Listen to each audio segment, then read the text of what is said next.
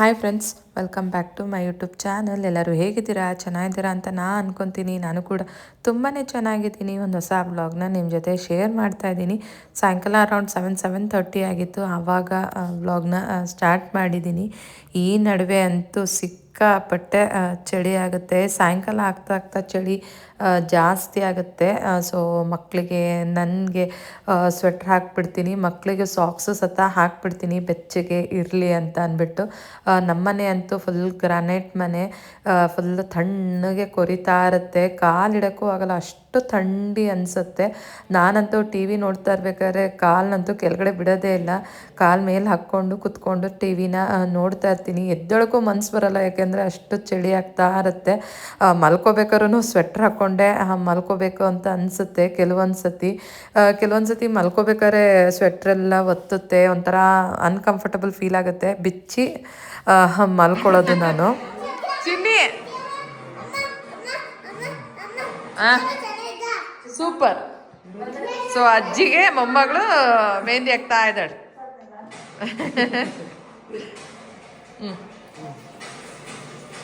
Super.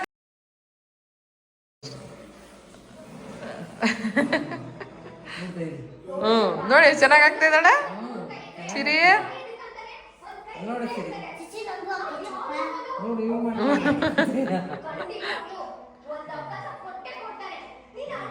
Super ಸಿರಿ.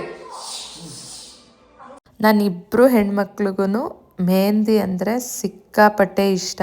ನಾನೆಲ್ಲರೂ ಆಚೆ ಹೋದಾಗ ಅಮ್ಮ ಮೆಹಂದಿ ಕೋನ್ ತೊಗೊಂಡು ಬಾ ಅಂತ ಹೇಳ್ತಾರೆ.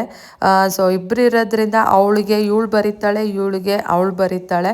ನಮಗೂ ಸತ ಎಲ್ಲ ಬರೀತಾರೆ, ಡಿಸೈನ್ ಎಲ್ಲ ಹಾಕ್ತಾ ಇರ್ತಾರೆ. ಸೊ ಇಬ್ಬರೂ ನಾನು ಆಚೆ ಕಡೆ ಏನಾದ್ರು ಕರ್ಕೊಂಡು ಹೋದಾಗ ಫ್ಯಾನ್ಸಿ ಸ್ಟೋರ್ಸ್ ಮುಂದೆ ಎಲ್ಲ ಮೆಹಂದಿ ಹಾಕೋರೆಲ್ಲ ಕೂತಿರ್ತಾರೆ. ಸೊ ಅವ್ರ ಹತ್ರ ಬರೆಸ್ತೀನಿ. ಸೊ ನಮ್ಮ ಏರಿಯಾದಲ್ಲಿ ಒಂದು ಕೈಗೆ 100 ರೂಪೀಸ್ ಅಂತಾರೆ. ಸೊ ನಾನು ಚಿಕ್ಕ ಕೈ 50 ರೂಪೀಸ್ ಮಾಡ್ಕೊ ಅಂತ ಹೇಳಿ ಇಬ್ರಿಗೂ ಹಾಕಿಸ್ತೀನಿ. ಅಷ್ಟು ಇಷ್ಟ ಅವರಿಗೆ. ಸೊ ಅದ್ರದ್ದು ನೆಕ್ಸ್ಟ್ ಡೇ ತಟ್ಟೆ ಇಡ್ಲಿಗೆ ನಮ್ಮತ್ತೆ ಮಿಕ್ಸ್ ವೆಜ್ ಪಲ್ಯನ ಮಾಡ್ತಾಯಿದ್ರು. ಸೊ ಅದಕ್ಕಂತೂ ಒಂದೊಳ್ಳೆ ಕಾಂಬಿನೇಷನು. ಅದರ ಜೊತೆಗೆ ಸ್ವೀಟ್ ಚಟ್ನಿ. ಸೊ ತಟ್ಟೆ ಇಡ್ಲಿಗೆ ಸ್ವೀಟ್ ಚಟ್ನಿನೂ ಅಷ್ಟೇ ಚೆನ್ನಾಗಿರುತ್ತೆ ತಿನ್ನೋಕ್ಕೆ. ಸೊ ಎಲ್ಲ ತರಕಾರಿನ ತೊಗೊಂಡು ಬಂದಿದ್ದೆ ಹಿಂದಿನ ದಿವಸ. ಸೊ ಈ ಥರ ನನ್ನ ಮಕ್ಕಳಂತೂ ತರಕಾರಿ ತಿನ್ನೋದೇ ಇಲ್ಲ. ಸೊ ಈ ಥರ ಮಿಕ್ಸ್ ವೆಜ್ ಪಲ್ಯ ಜಾಸ್ತಿ ಮಾಡ್ತಾರೆ ನಮ್ಮ ಮನೇಲಿ. ಯಾಕೆಂದರೆ ಎಲ್ಲದಕ್ಕೂ ಸೆಟ್ ಆಗುತ್ತೆ. ರೊಟ್ಟಿಗಿರ್ಬೋದು, ಈ ಥರ ತಟ್ಟೆ ಇಡ್ಲಿಗೆ, ದೋಸೆಗೆ, ಪ್ರತಿಯೊಂದು ಏನಾದ್ರು ತಿಂಡಿಗೆ ಮನೇಲಿ ಮಾಡ್ತಾ ಇರ್ತಾರೆ. ಸೊ ಆವಾಗ ಮಕ್ಕಳು ತರಕಾರಿ ತಿನ್ನಲ್ವಲ್ಲ. ಸೊ ಅನ್ನಕ್ಕೆ ಸ್ವಲ್ಪ ತರಕಾರಿನೆಲ್ಲ ಹಾಕ್ಬಿಟ್ಟು ಕಿವುಚ್ಬಿಟ್ಟು ತಿನ್ನಿಸ್ತೀನಿ ನಾನು ಅವರಿಗೆ. ಸೊ ಈ ತಟ್ಟೆ ಇಡ್ಲಿ ಹಿಟ್ಟಲ್ಲೇ ದೋಸೆನೂ ಸತ ಹಾಕ್ಬೋದು. ಸೊ ನಾನಂತೂ ಜಾಸ್ತಿನೇ ರುಬ್ಬಿ ಇಟ್ಕೊಂಬಿಟ್ಟಿರ್ತೀನಿ. ಯಾಕಂದರೆ ನನ್ನ ಮಕ್ಕಳಿಗೆ ದೋಸೆ ಅಂದರೆ ಸಿಕ್ಕಾಪಟ್ಟೆ ಇಷ್ಟ. ಸೊ ನಮ್ಮತ್ತೆ ಅಡುಗೆ ಮಾಡ್ತಾಯಿದ್ರು. ಮತ್ತು ಮಕ್ಳಿಗೂ ಸ್ಕೂಲಿಗೆ ಟೈಮ್ ಆಗ್ತಾಯಿತ್ತು. ಅವ್ರಿಗೂ ಕೂಡ ಸೆಕೆಂಡ್ ಅಸೆಸ್ಮೆಂಟ್ ಸ್ಟಾರ್ಟ್ ಆಗಿದೆ. ಸೊ ಇದು ಆದಮೇಲೆ ಟೆಸ್ಟ್ ಎಲ್ಲ ಆದಮೇಲೆ ಅವರಿಗೆ ಕ್ರಿಸ್ಮಸ್ ಹಾಲಿಡೇಸು. ಸೊ ಅವ್ರನ್ನ ರೆಡಿ ಮಾಡಿ ಸ್ಕೂಲಿಗೆ ಬಿಟ್ಟು ಬಂದು ನಾನು ರೆಗ್ಯುಲರಾಗಿ ನಮ್ಮ ಮಮ್ಮಿಗೆ ಬೆಳಗ್ಗೆ ಹೊತ್ತು ಕಾಲ್ ಮಾಡ್ತೀನಿ. ಇಲ್ಲ ಅವರಾದರೂ ಕಾಲ್ ಮಾಡ್ತಾರೆ, ಇಲ್ಲ ನಾನಂತೂ ಕಾಲ್ ಮಾಡ್ತೀನಿ. ಸೊ ಏನು ತಿಂಡಿ, ಏನು ಮಾಡ್ತಾಯಿದ್ದೀರಾ, ಮಕ್ಕಳು ಸ್ಕೂಲಿಗೆ ಹೋದ್ರಾ ಅಂತ ನಮ್ಮಮ್ಮ ಕೇಳ್ತಾಯಿದ್ರು. ಆ್ಯಂಡ್ ಇವತ್ತೇನು ಟೆಸ್ಟು ಅಂತ ಎಲ್ಲ ಕೇಳ್ತಾಯಿದ್ರು. ಸೊ ನಾನು ಹೇಳ್ತಾ ಇದ್ದೆ. ಸೊ ಅವ್ರಿಗೆ ಇವತ್ತು ಸ್ಮಾಲ್ ABCD ಇದು ಟೆಸ್ಟ್ ಎಲ್ಲ ಇದೆ ಅಂತ ಅಂದ್ಬಿಟ್ಟು. ಸೊ ನಮ್ಮಮ್ಮ ಎಲ್ಲ ಬರ್ದ್ರ. ನಾನಂತೂ ಅವರಿಗೆ ಪ್ರತಿದಿನ small ABCD, big ABCD, numbers ಬರೆಸ್ತಾ ಇರ್ತೀನಿ. ಯಾಕೆಂದರೆ ಮರ್ತೋಗ್ಬಿಡ್ತಾರೆ. ದಿನ ಬರೆಸ್ಲಿಲ್ಲ ಅಂದರೆ ಆಟ ಆಡ್ತಾ ಇರ್ತಾರೆ, ಮರ್ತೇ ಹೋಗ್ಬಿಡ್ತಾರೆ ಅಂತ ಡೈಲಿ ರಫ್ ನೋಟಲ್ಲಿ ಬರೆಸ್ತಾನೆ ಇರ್ತೀನಿ ಅವ್ರಿಗೆ. ಸೊ ಮಮ್ಮಿ ಜೊತೆ ಕಾಲೆಲ್ಲ ಮಾಡಾದಮೇಲೆ ಪಪ್ಪಾಯನ ತೊಗೊಂಡು ಬಂದಿದ್ದೆ. ಸೊ ಅದನ್ನು ಕಟ್ ಮಾಡಿದ್ದೆ. ಸೊ ಅದನ್ನು ಸ್ವಲ್ಪ ಮುಖಕ್ಕೆಲ್ಲ ಹಚ್ಕೊಂಡಿದ್ದೆ. ಸೊ ಪಪ್ಪಾಯ ಚೆನ್ನಾಗಿರುತ್ತೆ ಬರುತ್ತೆ, ಚೆನ್ನಾಗಿ ಗ್ಲೋ ಬರುತ್ತೆ ಮುಖಕ್ಕೆ ಅಂತ ನಾನು ಯೂಶ್ವಲಿ ಏನೇ ಹಣ್ಣೇನಾದ್ರು ಕಟ್ ಮಾಡಿದ್ರು ಮುಖಕ್ಕೆ ಹಚ್ಕೊತಾ ಇರ್ತೀನಿ. ಇಲ್ಲ ಬಾಳೆಹಣ್ಣು, ಈ ಥರ ಸೌತೆಕಾಯಿ, ಆ ಥರ ಎಲ್ಲ ಟೊಮ್ಯಾಟೊ ಏನು ಸಿಗುತ್ತೋ ತರಕಾರಿ ಹಚ್ಕೊಳ್ಳೋಂಥದ್ದು ಹಚ್ಕೊತಾ ಇರ್ತೀನಿ. ಇಲ್ಲಾಂದರೆ ಜೇನುತುಪ್ಪ ಆ ಥರ ಮುಖಕ್ಕೆ ಹಚ್ಕೊತಾನೇ ಇರ್ತೀನಿ. ಸೊ ಚೆನ್ನಾಗಿ ಅನಿಸುತ್ತೆ. ಸೊ ಹಚ್ಕೊಂಡಾದಮೇಲೆ ತಿಂಡಿ ತಿನ್ನೋಣ ಅಂತ ಅಂದ್ಬಿಟ್ಟು ಸೊ ತಟ್ಟೆ ಇಡ್ಲಿ ಎಲ್ಲ ರೆಡಿ ಆಗಿತ್ತು. ಸೊ ಹಾಕ್ಕೊಂಡು ತಿನ್ನೋಣ ಅಂತ. ಸೊ ಸ್ನಾನ ಹೆಂಗಿರು ಮಾಡ್ತೀನಲ್ಲ ಆವಾಗ ತೊಳ್ಕೊಂಡ್ರಾಗುತ್ತೆ ಮುಖನ ಅಂತ. ಸೊ ಏನಿಲ್ಲ ಅಂದರೂ ಒಂದು ಹಾಫ್ ಆನ್ ಅವರ್ ಹಾಗೇ ಬಿಟ್ಟಿದ್ದೆ, ಚೆನ್ನಾಗಿ ಸ್ವಲ್ಪ ಡ್ರೈ ಆಗಲಿ ಅಂತ ಅಂದ್ಬಿಟ್ಟು. ಸೊ ತಟ್ಟೆ ಇಡ್ಲಿ ಮತ್ತು ಮಿಕ್ಸ್ ವೆಜ್ ಪಲ್ಯ, ಚಟ್ನಿ ಎಲ್ಲ ತುಂಬಾ ಚೆನ್ನಾಗಾಗಿತ್ತು. ಸೊ ಸಾಫ್ಟಾಗಿತ್ತು ತಟ್ಟೆ ಇಡ್ಲಿ ಅಂತೂ. ಸೊ ನನ್ನ ಹಸ್ಬೆಂಡು ಆಫೀಸ್ಗೆ ಹೋಗಿದ್ದರು.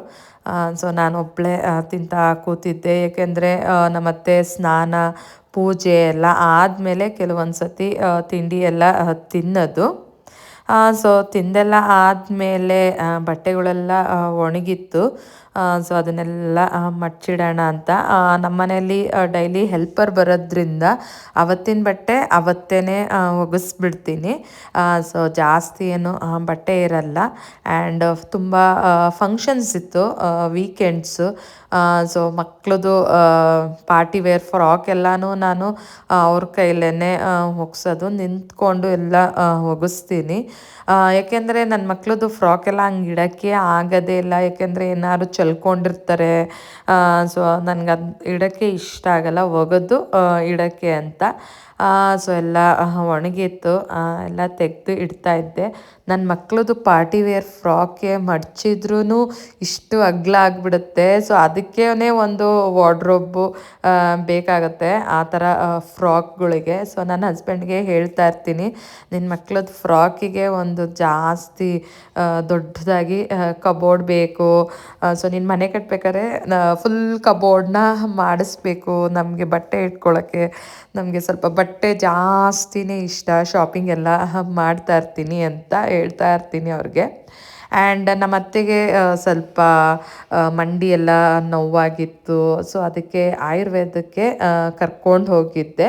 ಸೊ ಈ ಡಾಕ್ಟ್ರು ತುಂಬ ಚೆನ್ನಾಗಿ ನೋಡ್ತಾರೆ ಅಂತ. ಸೊ ಮೆಡಿಸಿನ್ಸ್ ಎಲ್ಲ ಕೊಟ್ಟಿದ್ದರು. ಸೊ ಅವ್ರಿಗೆಲ್ಲ ಹೇಳಿದ್ದೆ ಇದನ್ನು ತೊಗೊಳ್ಳಿ ಅಂತ ಎಲ್ಲ ಹೇಳಿ. ಸೊ ತಟ್ಟೆ ಇಡ್ಲಿದು ಹಿಟ್ಟಿತ್ತಲ್ಲ, ಸೊ ಮಕ್ಕಳಿಗೆ ಸಾಯಂಕಾಲ ಅಂದರೆ ರಾತ್ರಿ ಹಿಟ್ಟಿಗೆ ದೋಸೆನ ಹಾಕ್ಕೊಟ್ಟಿದ್ದೆ.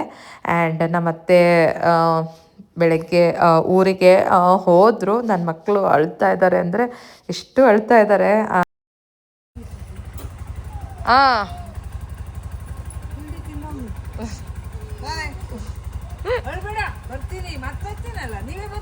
ಅದೇ